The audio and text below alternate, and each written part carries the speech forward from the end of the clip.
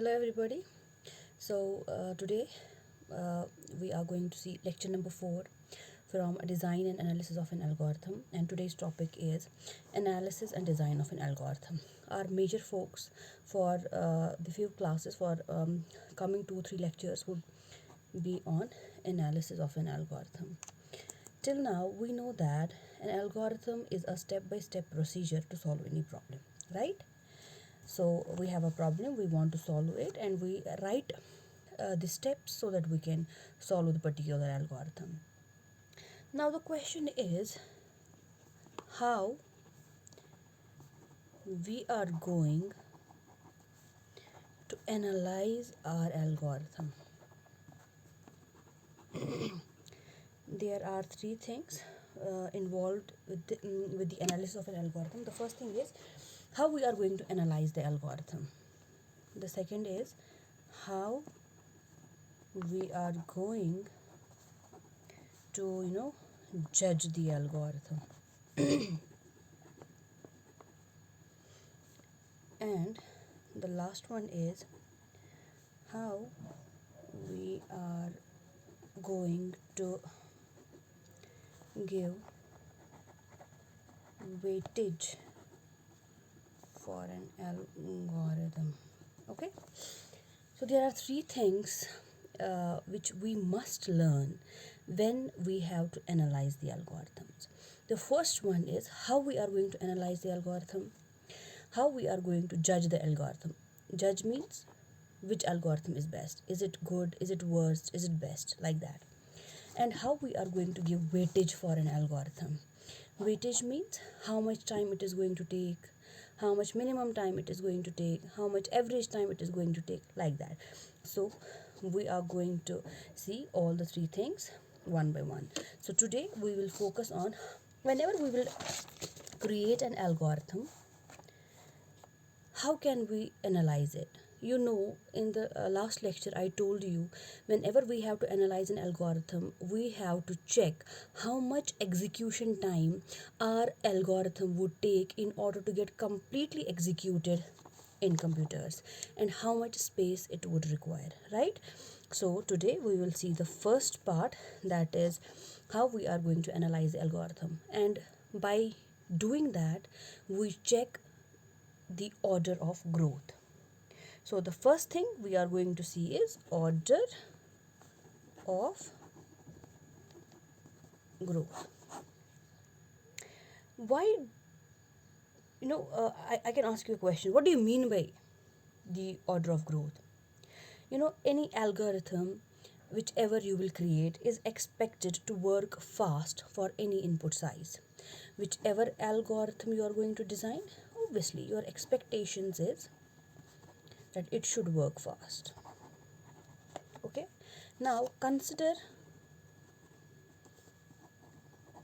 say for example, I am writing an algorithm and the input size of an algorithm is 5. Say n is equal to 5. And the problem which is given to you is that sort the given set of elements. Given set of elements is, say for example, you would be given 5 elements and I would tell you sort the number of elements. When the input size is small, that means when this input size is small, your algorithm will work fine. That is generally the case, right? How will you analyze your algorithm? Now, obviously, your algorithm's input is smaller. It will work fine. How can you check whether your algorithm will work fine, or you can analyze your algorithm whether it is an efficient algorithm or not? Only when you will increase this input size. Instead of 5 on the same algorithm, if you will write n is equal to 5000, okay, that means you are increasing the input. Initially the number of elements which you have to sort is 5. Now you want to increase the elements. You increased 5000 elements and you want to sort them. Okay, this is when you will increase the size of this. We're increasing this.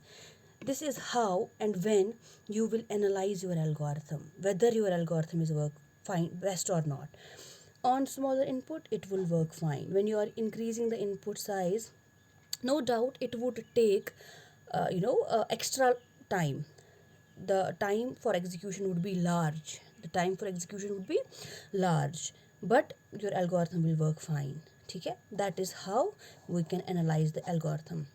We can analyze the algorithm. We can analyze the algorithm only by increasing the input size from smaller inputs to larger inputs.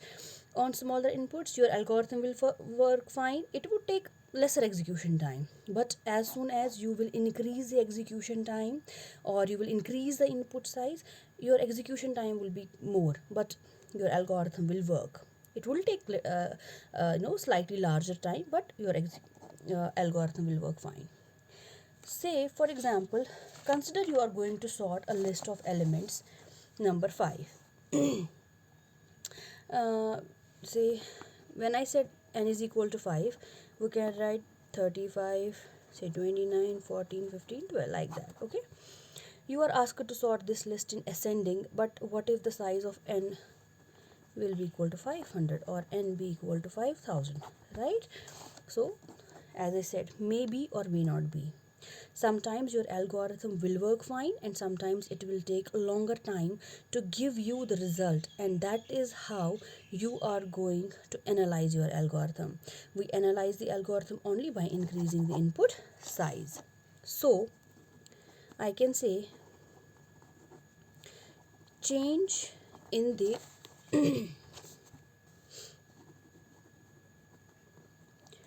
behavior of your algorithm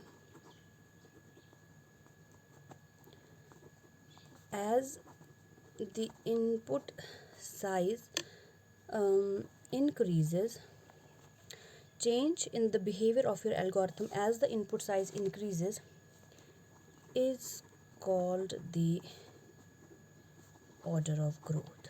Is called the order of growth. Generally, when you are going to calculate order of growth of an algorithm, you go for the higher values of n. That means whenever you have to analyze any algorithm, you always have to go for the higher values of n. Why? What is the reason? Why we should go for higher values of n in order to analyze an algorithm? Why? What is the reason for that? The reason for that is there are two things which you must understand or realize in order to understand the order of growth. I said whenever you are writing an algorithm, as your algorithm changes its behavior, when it is changing its behavior, when initially the input size was 5, your algorithm will take say 5 seconds in order to sort the elements, but you are increasing the input size 500 to 5000. Your algorithm is taking more time to analyze that. So this change of behavior of an algorithm is called as the order of growth, and using the order of growth we can analyze the algorithms. Okay, why should instead of 5, if I will give n is equal to 2, obviously it will work fine, right? So we always have to go for the higher values of n, and there are two reasons for that. First is when the input size is small. When the input size is small, algorithm works fine. But okay, as I told you, okay. And when the input size is large, your algorithm may take longer time to give you the results. That is generally the case. This is the first case.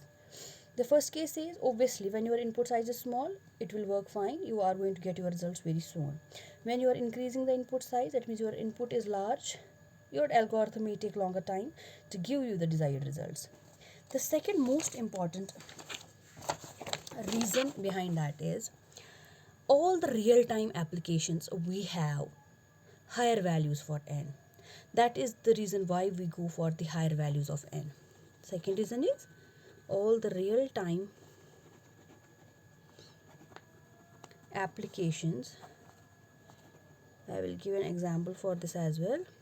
We have higher values of n. That is why we go with higher values of n. We know that, say for example, if we would take the example of JK Bank, you know that JK Bank uses the software Finacle, which has been created by Infosys. That means the Finacle software is working fine since they have, a JK Bank branch has been started, or maybe later. Their software never get crashed down. That algorithm the Infosys has created for JK Bank, right?